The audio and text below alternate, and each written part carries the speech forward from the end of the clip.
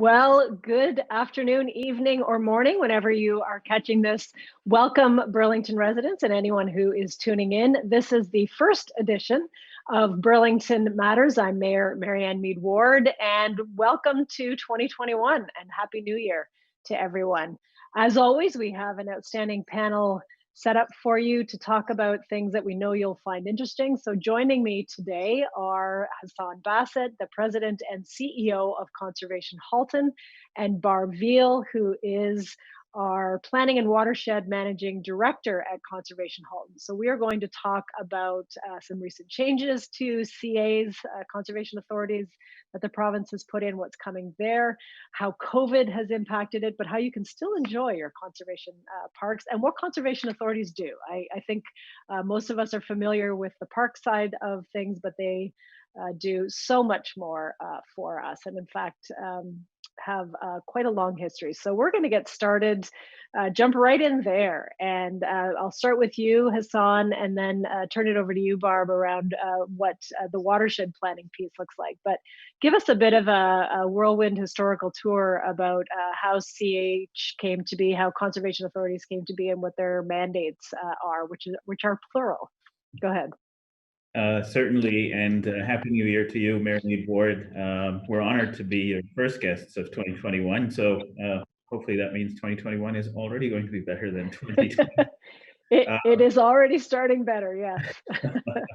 I'm only joking, of course, but CAs, there are 36 conservation authorities in the province of Ontario, and CAs are structured based on watersheds, and I'm going to leave it to my more able colleague in a few minutes to explain exactly what watershed is and how planning based on that unit it makes a lot of sense. So 36 CAs, which essentially serve the entire population of Ontario. There are a few areas where you don't have conservation authorities, but for people watching at home, you have 444 municipalities in Ontario. You have 36 CAs that cover about 90 to 95% of those 440 municipalities.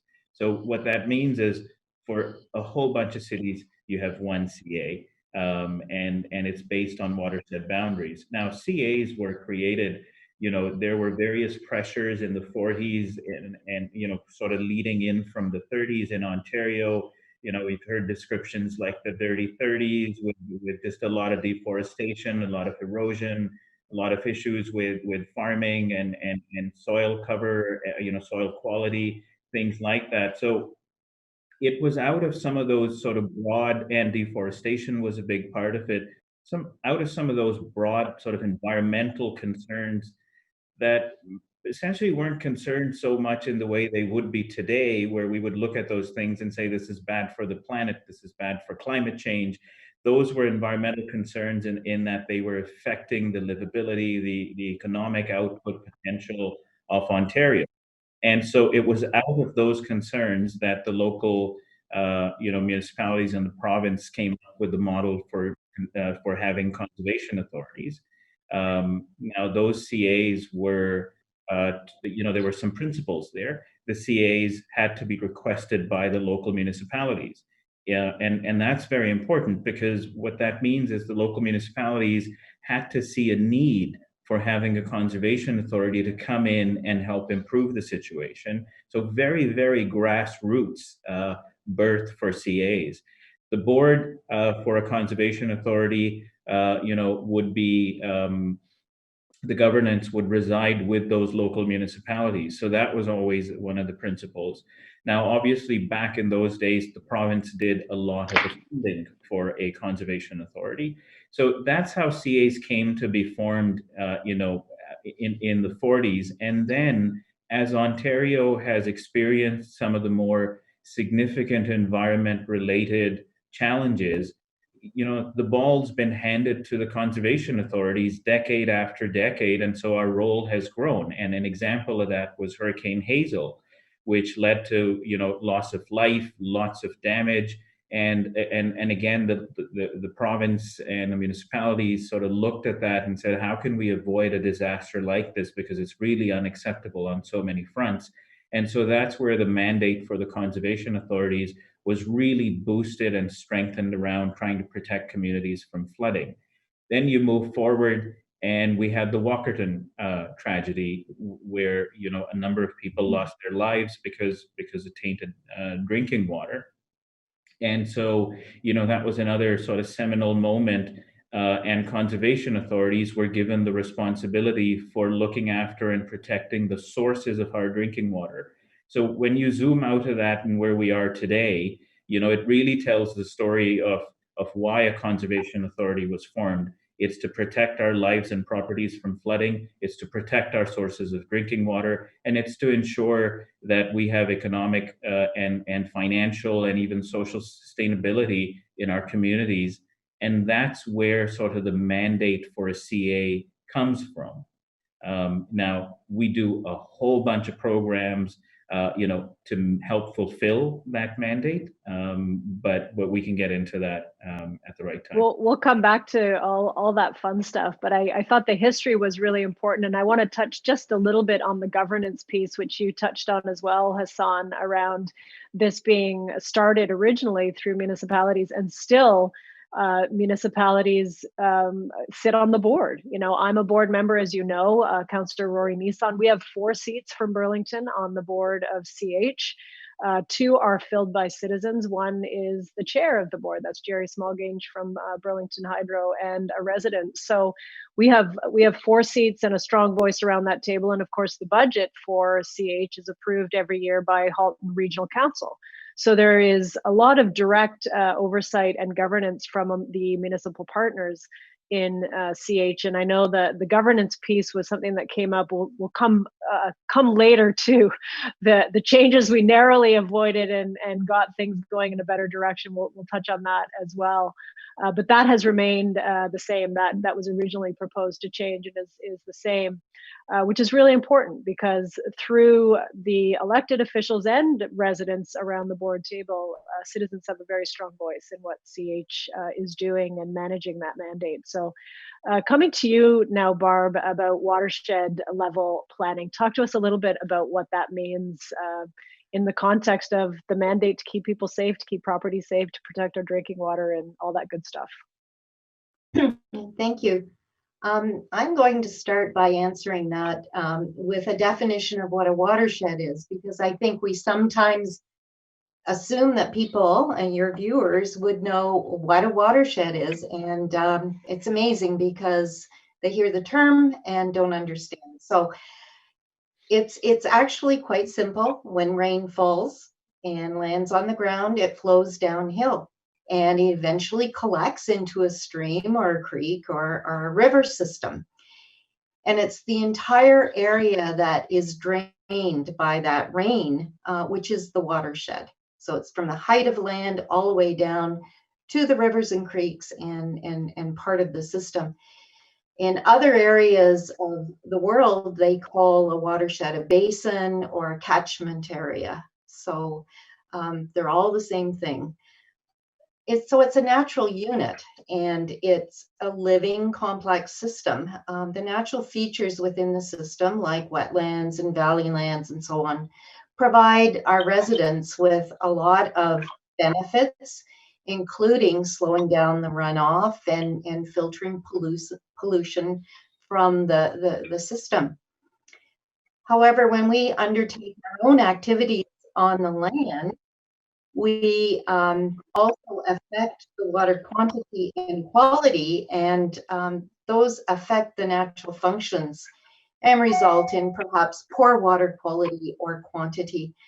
So the solutions to these problems aren't simple. So, if I use an analogy and talk about our own health and our own body, which is a system, when something goes wrong, it's sometimes really hard to pinpoint what the cause is. And in that case, we need a team of professionals, medical professionals, to work together to identify the problems and the solutions and the treatments that are required for us to get healthy again.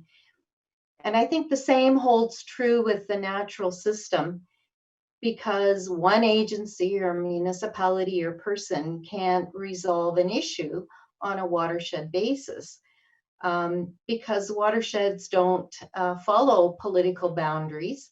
They follow the natural boundary. So municipalities and conservation authorities and the public need to work together to collectively address an issue. And so planning and working together and looking at problems and solutions and activities that we can all do towards improving the watershed as a whole is really important. So we all play a part in addressing those watershed issues. And planning is really the important first phase.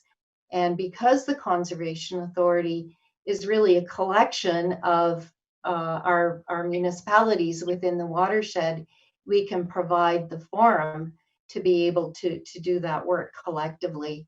And we also have professional experts who can provide advice as well in that regard.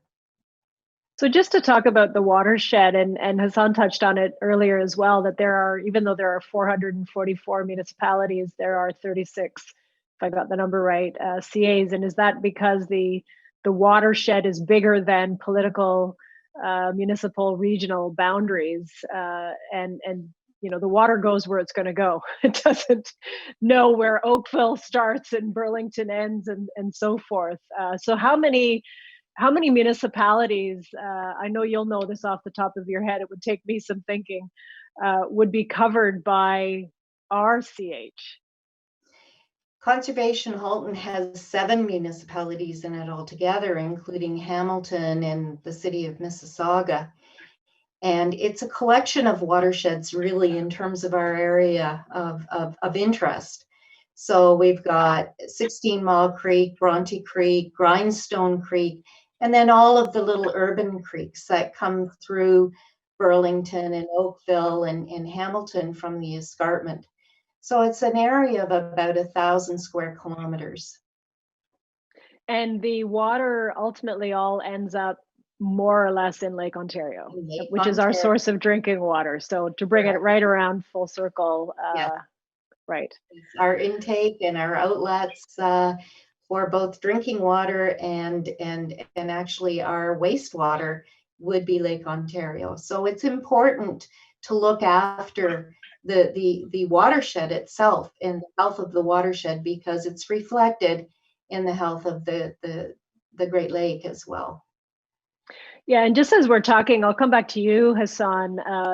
Partnership is the name of the game on watershed planning for all the reasons we've just talked about. And one of the really exciting partnership opportunities that we had was the municipal natural asset inventory, I think is the acronym MNAI, for Grindstone Creek. Talk to us a little bit about that partnership. It's with Hamilton and some others, but why that's important as well. It's one of our major creeks, obviously, collecting stormwater from the escarpment and outletting it to Lake Ontario.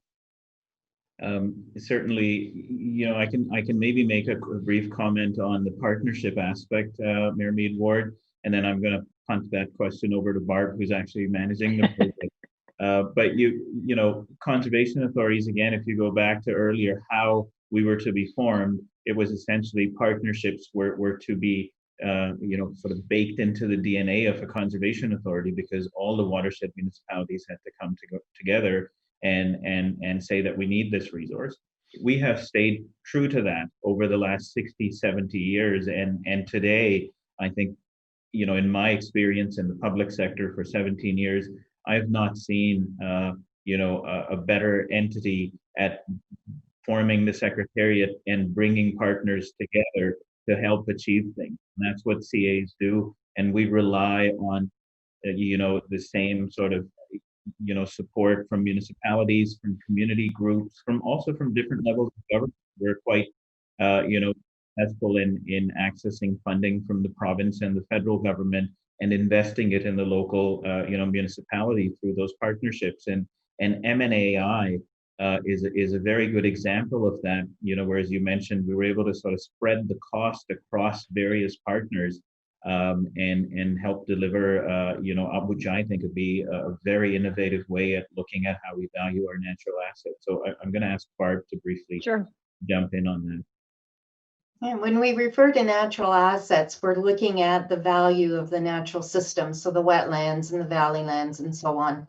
And so one of the first things that this initiative is doing is actually trying to put a monetary value on the natural assets. Ultimately, we would like to incorporate natural asset management and our hard infrastructure management into the asset management plans of the partners, including the Conservation Authority. And really, and just to jump in there for our viewers, what we're talking about is you can outlet stormwater via a big pipe, which is your hard infrastructure, or you can do it via creeks, which is your natural infrastructure. So we've not valued sort of ancient historically those natural pieces of infrastructure the same as our hard infrastructure. So that's a really important shift. Go ahead with the rest of the description of what we're doing there. I'm very excited by it. I think it's a terrific it's a new way that we have to look at things, especially in an era of climate change. We can't keep putting pipes in the ground. Yes, and certainly in looking at the value of that system to slowing down runoff, for instance, and the implications that has on, for instance, the capacity of your stormwater management system within the urban area. You can avoid extra costs by making sure you protect those natural assets because they are performing a stormwater management function as well as an ecological function. So it's trying to find out what the nature and extent of that value is so that you can plan your stormwater infrastructure better and include the natural asset as one of the decision-making components of the asset management plan. So I think we're really excited to get the end results of this as well, because this is one of the first examples of doing this type of work in Canada. So we're on the leading edge. Yes. Which is awesome. And, you know, we had the experience, of course, of the flood in Burlington in 2014, and our not only our hard infrastructure pipes, but our creeks were overloaded with that freak storm. But what it made us do is start to look at those natural infrastructure and how can we make it better. So digging deeper, stabilizing shorelines, and making sure it's not blocked.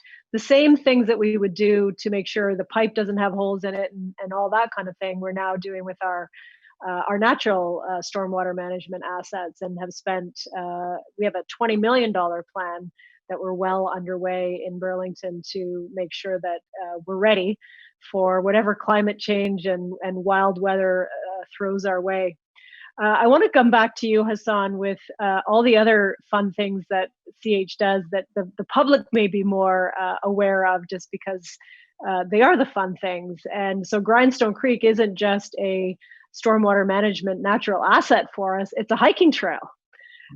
It's an incredible hiking trail and one I go down a lot. So talk to us about what the other park systems, the programs that CH offers, and how COVID has changed that. And there's still lots of opportunities to enjoy our parks in the middle of COVID. Go ahead. Certainly, you know, I think this year has underscored the value of having the ability to just go out in nature more than any previous year, in my living memory anyway. So, you know, one of the things that we do really well, and I would say that the park system we have in Halton, managed by the Conservation Authority, owned and managed by the Conservation Authority, by us, I think it's the envy of any park system in the province. And you have to look at it in the context of how our communities are today and where they're going. We're an urbanizing region. You know, our communities are growing. Milton is growing, Oakville is growing, Burlington is growing and intensifying, and Burlington has the added, you know, I would call it the beauty of having so much of the escarpment, you know, when you go north of Dundas Street, and you've got that really nice divide. And so what we try and do at Conservation Halton today is look at building a robust park system that can manage the growth from our communities and provide them the same ability to access nature today that they've had in the past. And that's a very important point, because our population is going to grow and grow and grow, and it's difficult to purchase lands at the prices we have today to also grow the natural system of parks. And so, CH has been very cognizant of that, and you're aware of that on the board. We've been looking at ways to start to plan today so we can accommodate those. And so what that means is today we have 7 parks. I think most of your viewers will know of them, but if they don't, I'll list them very quickly because I think they should know of them. So we'll start with the closest one, which is Mount Nemo, the closest to my office, but also the closest to Burlington. It is in Burlington along Guelph Line. And then if you keep going, you get to Crawford Lake, and then you get to Rattlesnake Point. You have Mountsburg, you have Hilton Falls, you have Kelso, which in the winter converts to Glen Eden, which right now it is not converting to Glen Eden due to the restrictions in the province. So you have a whole network of parks. These are natural conservation areas. And what we've seen this year is a close to a 40% increase in visitation to our parks during the pandemic as people, I think, discover what they can do in their local communities. And also, I think as people look for opportunities to just get out and take a break from all of the restrictions that are absolutely necessary for us to be observing right now. So we have this tremendous network of parks. We had to close our park in March last year when the pandemic first started to really cause concern and disruption in our part of the province. And then we opened back up a few months later with a very innovative reservation system, and that system is in place today. And I can tell you that we're seeing more winter hiking this winter already than we've ever seen in the past. And a prime example of that is myself. Last Friday and last Saturday, even though I'm the CEO, I could not get into one of my. Get in? Nope, they were fully booked. That's awesome. At least not that you couldn't get in, but that other people are going. I have the keys to the back access roads, but I'm not going to use those to go in. And the reason for that is that we've put in those reservation systems because we've put in limits where we feel that there will not be crowding, that people can feel safe, that they will have a parking spot, that they will not be jammed up at trailheads in crowds. And so we've staggered arrivals, so only certain number of cars can enter the park per hour, and the park is limited to a certain capacity, which we can dial it up or dial it down based on how serious the pandemic is. So we were to 50%, then in the summer we went up to 80% capacity. We've dialed it back now. And so what that does is, and when I say I wasn't able to make a reservation, I really wasn't able to make a reservation for my preferred time slot in my preferred park. And with little kids, you always have those preferred slots. But, as I told my wife, I said, well, we could go at 4 p.m. to Mount Nemo. And she said, well, great, let's just go there because it's more important to get out than to pick a preferred time slot. And so I think that's what people are realizing, that, okay, you may not be able to go for that Saturday afternoon hike or but you can look at another park on the reservation website, and maybe you can find another time slot. And the payoff or what you get in return for that is that you go into a place where you'll actually enjoy nature. Nobody wants to go out up on the escarpment to enjoy nature in these vast parks that are spread over 11,000 acres of land, but be fighting for traffic and be lined up to get into the gatehouse. So I think we've accommodated 40% more visitation with a lot of certainty, with a lot of safety, and we've just made it a more pleasant experience. And we're hearing that from our customers. Our customers were the first ones who started emailing us after we introduced the reservation system. We were worried about that because we'd taken the spontaneity out of just going for a hike. You now have to go and book it, and so we thought we'll have to do a little bit of communication around that. We explained why we were doing it. The residents of Fulton and the visitors to our parks got it right away, and were the first ones to give us feedback to say, you know what, you guys should probably keep this in place even after the pandemic, because it's just good. It's a more humane way. And as our population grows, we don't want to think as you leave your house, wondering whether you'd be able to find a parking spot or get in. So that's, we're proud of that. We employ close to 600 or 700 seasonal workers to enable us to deliver that service. So we're proud of the fact that we can create a lot of those jobs locally in Halton. A lot of those workers are young workers and youth. We're proud of that fact. And the other thing, Mayor Mead Ward, you'll know, is that all of this is not done using any tax dollars. And that is still one of the big things that people don't realize. We often get emails saying, I'm paying my property taxes. Why am I also paying $6.75 to get into Crawford Lake? And the answer is because we're not using your property dollars at all.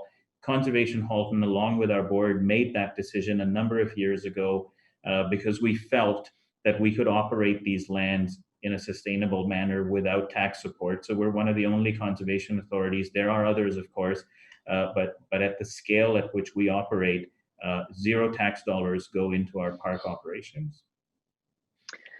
That's great. Well, we are almost out of time. I told you it would go fast. We have about a minute left, so I'll just wrap up. I really want to thank you, Barb, and you, Hassan, from Conservation Halton, for giving us kind of the whirlwind overview. And we haven't even touched on everything that you do. There's so much more to be said, but I do encourage people to book a reservation.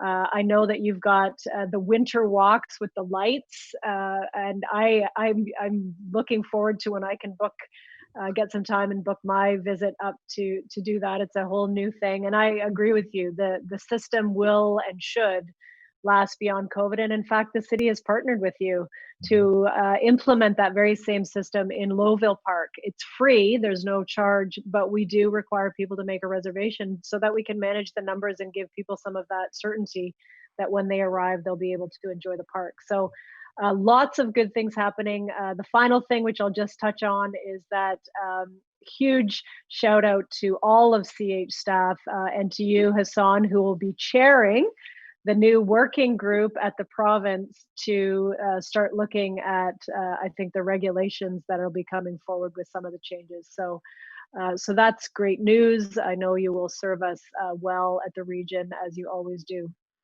So thanks again. Thanks to all of you for tuning in, and get your hiking boots out and your winter coats and go online and book your visit. Get outside and enjoy more of what Burlington and Halton has to offer. Thanks for tuning in. I'm signing off for Burlington Matters. This is Mayor Marianne Mead